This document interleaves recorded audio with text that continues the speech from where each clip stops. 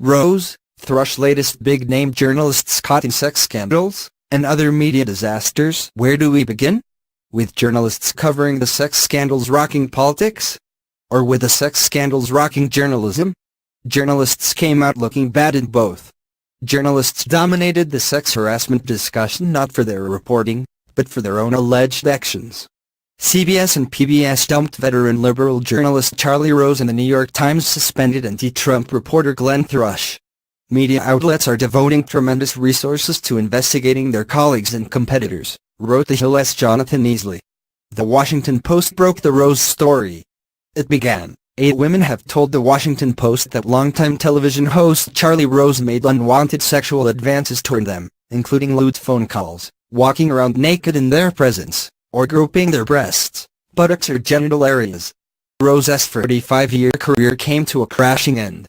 The fall of the reliably liberal journalist became the lead story on the morning news show he had hosted. The left-wing site Vox did a similar, scathing takedown of Thrush, who joined the Times after covering the presidential campaign. Writer Laura McGann detailed her encounter with Thrush and added details from others, from unwanted groping and kissing to white kisses out of nowhere to hazy sexual encounters that played out under the influence of alcohol. Each woman described feeling differently about these experiences: scared, violated, ashamed, weirded out. I was angry. Vanity Fair followed with speculation on Thrush's future, noting how one source said that high-level Times figures are torn about whether Thrush should keep his job. The scandal is taking a toll on other outlets. NPR's David Folkenflik described his network as being in chaos. He wrote that the network finds itself confronted by a series of dispiriting developments: a CEO on medical leave, a chief news executive forced out over sexual harassment allegations, the sudden resignation of a board chairman, fresh complaints over inappropriate behavior by colleagues, and a network roiled by tensions over the treatment of its female workers. 2. Sex harassment coverage also bad. It was almost impossible to keep up with the sexual misconduct allegations against politicians this week. Senator Al Franken, D. Mine.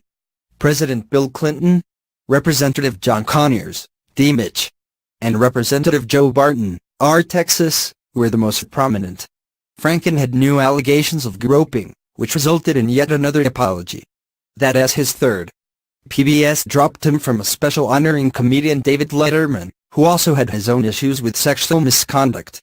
Even the Post observed Franken's era on Saturday Night Live was full of jokes disparaging women. Yet Franken has his defenders.